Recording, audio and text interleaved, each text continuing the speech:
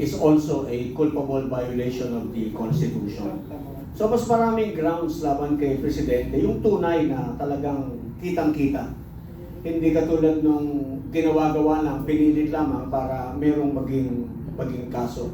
11 billion per day daw dahil sa inubos yung 100 something.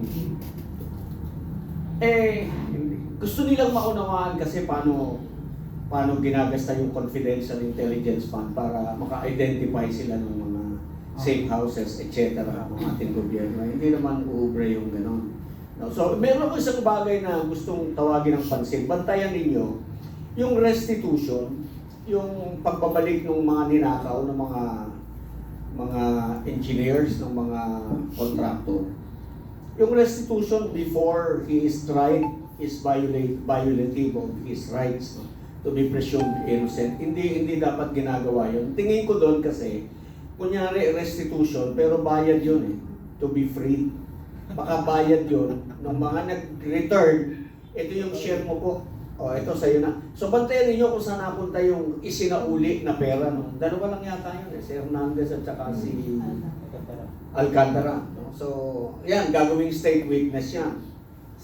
So, tingnan lang natin saan napunta yung isinauli, saan nakatago, paano nila tinago yung pera na yun, saan nila nilagay.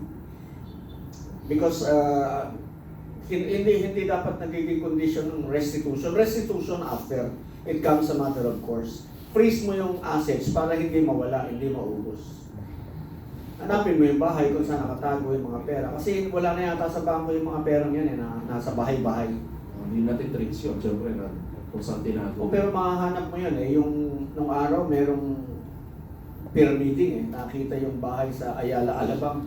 Lahat ng kwarto ng bahay, floor to ceiling yung mga pera Yeah. So doon lang tinatago yung pera.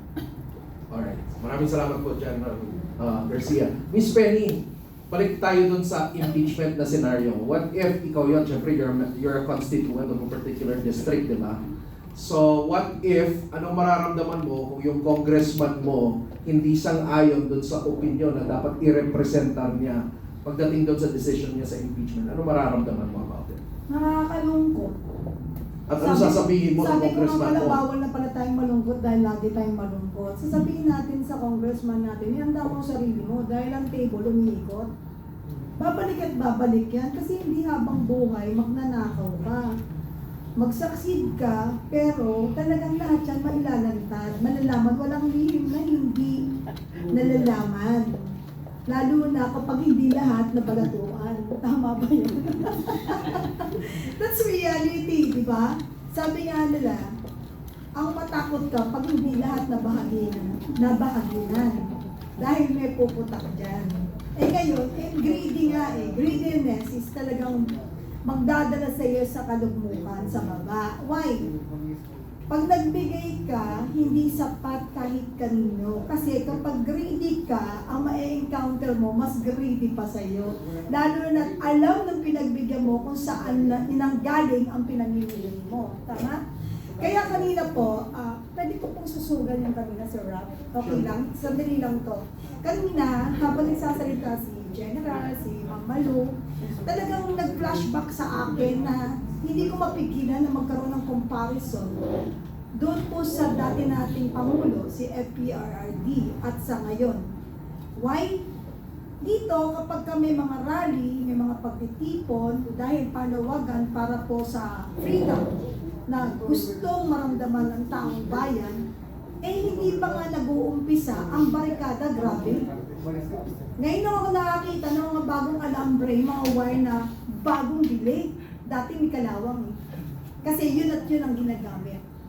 Dahil naghahanda talaga sila sa mas madugo.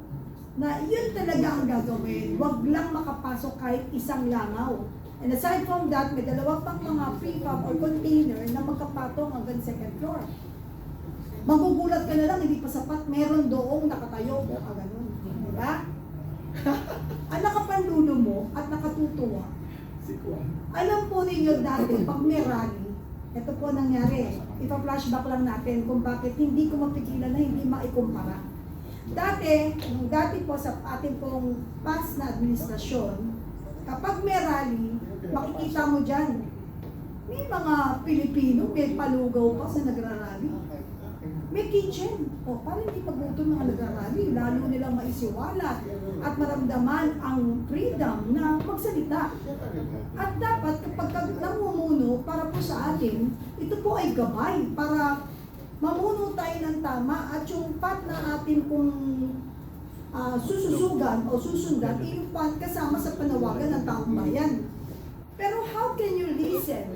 And how can you know yung reality at status ng ating pong bayan kung doon pa lang sa bungad, wala pang mikropono, nakabalagpag na yung mga harang. Pero alam niyo po dati, flashback ko lang ulit hindi ko natapos kanina. Dati, pag may rally o meron na nagbibigay, may nagpapakain, tubig, parang nagbabayanihan. At ang nakatutuwa dyan, lalabas ang dating Pangulo. Pakikinggan, ano ba yon? Ano ba yon? At doon ko nasaksihan, yung mga walang harap, lumabas siya. Maya-maya, pinakain niya pa. At opo, pinakain pa niya lahat ng nagrarally. Kumain na ba kayo? Di ba yun ang tanong? And he is, yung willingness niya to listen and to know what is yung problem. Kaya, upon hearing yung mga inilatag ng mga nagrarally, nagkaroon ka agad ng pagpapatawag sa iba't ibang mga kabineting involved doon sa mga reklamo at panawagan ng taong bayan. And that is the reason why immediately ramdam ng tao na merong sosolusyonan at ma-resolve ang mga problema. Kung bubusalan mo ang bibig ng taong bayan, pipiringan mo ang mata, at hindi mo, iba-block yan Sino nagba-block niyan? Paano mo malalaman? Paano mo mareresolve kung hindi mo pakikinggan? So, ito ang nakapanlulo mong sitwasyon ng Pilipinas. Pagka ang namumuno ay sarado ang tenga, wag mo expectin na mabubuksan mo ang puso niyan para maramdaman mo at makita kung talaga siya ay may malasakit sa taong bayan at sa ating bayan. Yun lang po.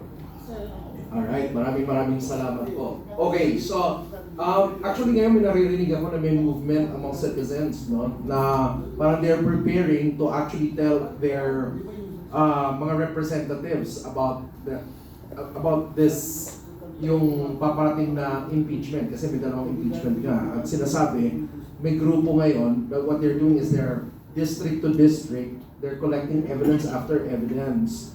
And in a way, they're saying na we are collecting right now because hindi na enough na parang rally-rally lang.